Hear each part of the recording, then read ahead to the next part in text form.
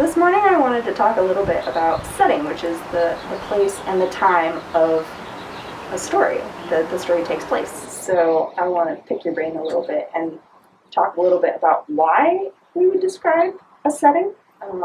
Not every writer does. I think when you read things, sometimes you get very lush descriptions of the setting, and sometimes you don't.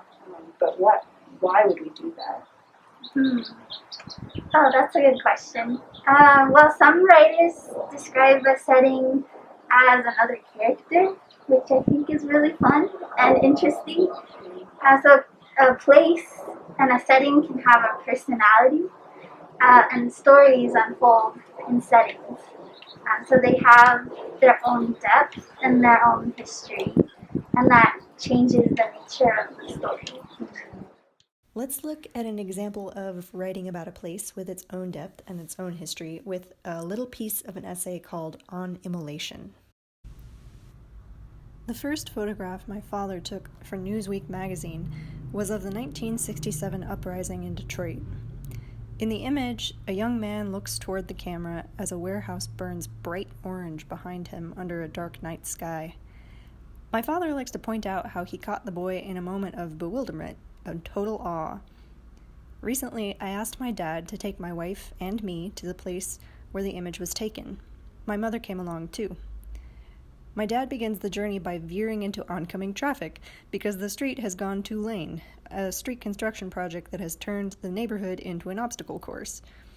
As we make our way down East Grand Boulevard, a painted storefront next to Flamin' Moe's Soul Food reads, "Us and Them." The grandiosity of what my parents call the boulevard clears, and now we are passing grassy fields. We are taking a detour from our detour toward another detour. We drive past the Packard plant, which has become a kind of unofficial graffiti museum. The British artist Banksy consecrated the space a few years back with a painting of a black boy in a strange black suit holding a can of red paint, next to the message, "I remember when all this was trees." I can't say I get it, given that the area is, and long has been, surrounded by overgrown lots. Banksy's arrival prompted a minor controversy when local gallerists removed the section of concrete he'd spray-painted and sold it for over $100,000. A bit further down the block, a huge sign promises, "Coming soon, Packard Plant Brewery." I think about the way that ruin is being involved here in a kind of transaction. The image that comes to mind is Goya's painting of Saturn devouring his son. This is from a longer essay that we'll include the link to, but there's plenty to work with just right here in this section. So this is a description of a place, an area of Detroit, Michigan. In one sense, this could be a description of a place, a way to visualize a place that you have never seen.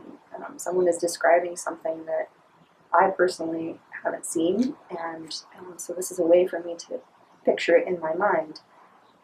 But this description is not just about visualization. There's more going on here in the details that this writer is including.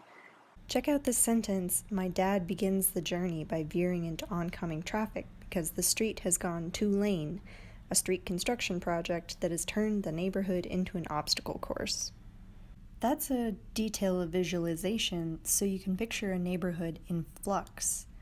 It's under construction, but it's also giving you the sense that there's change happening here. And what kinds of changes you begin to understand better as you move through these descriptions. There's the building covered in graffiti, except for the missing piece that was taken and sold, with this kind of wild, green, overgrown vegetation all around, and then a sign for a new brewery. Again, a sense of then and now, the changes that are happening in this place. And we understand how those changes might feel when we get to that scary image of Saturn eating his own son. That is the framework for what we will keep in mind as we move into the exercise and doing our own free writing this morning.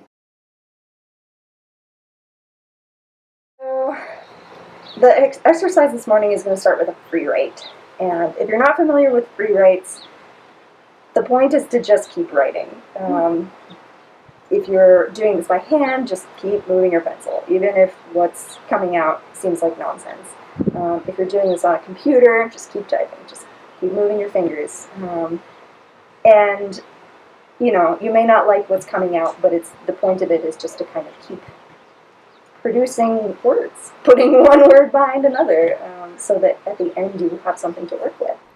The prompt for this free write is pretty general.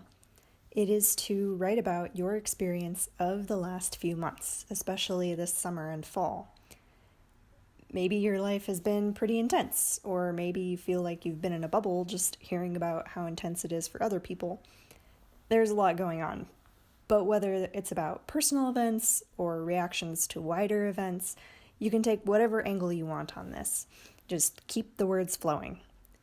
For this part of the exercise, we'll take 15 minutes. So 15 good, solid minutes to create some words on a page.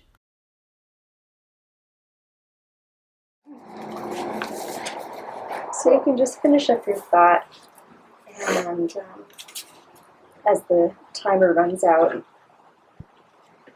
and take a look at what you've written. You just kind of look it over, see what you have.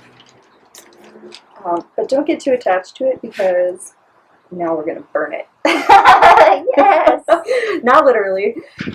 That's a different workshop. But we are going to take pieces out of it somewhat randomly.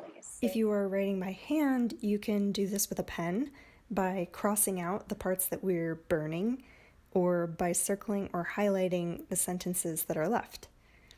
If you're doing it on a computer, most word processors have a strikeout function, so you can choose that to strike out sentences, or again, you can highlight the sentences that will be kept. You don't have to delete anything from this, because then if you like this writing and you want to use it for something else, you totally can. But for now, for the purposes of this exercise, take your pen or your highlighter and take out the first sentence. And now take your pen or your highlighter and take out the second sentence.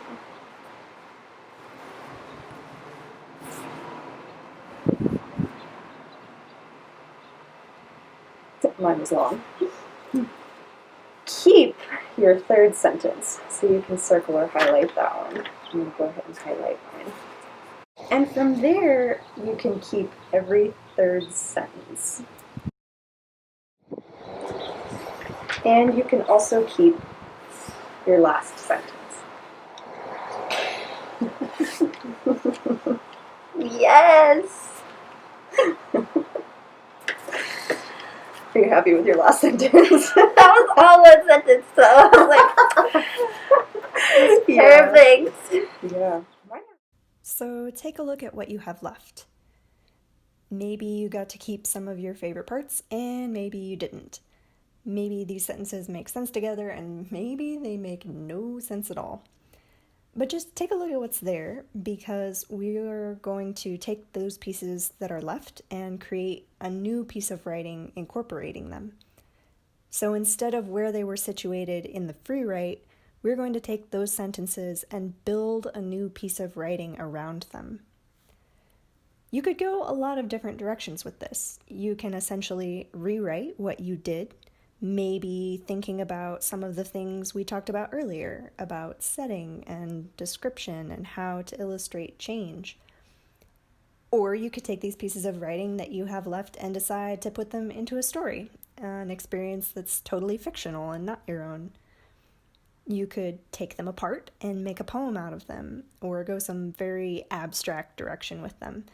There's not really a way to cheat at this. You can do whatever you want with these pieces of writing, but just situate them somehow in something new. So we'll take 15 minutes to work on that, and then we'll come back and see what we've got. What did you think? It was fun. As I was crossing things out, I realized that I say a lot that I don't need. But it's also interesting to rearrange sentences, because sometimes putting different sentences next together gave me like a totally different idea. Or one that was, like you said, more abstract and more interesting because of that. Well, I am very interested to hear what your experience was. If you liked it, if you have suggestions, this is a work in progress. And if you enjoyed it, also we'd love to see some of your work and hear some of what you wrote. So next, we're going to take it into the visual arts world, and we'll pull out some charcoal and get our hands all messy, and we'll do an exercise with charcoal drawing.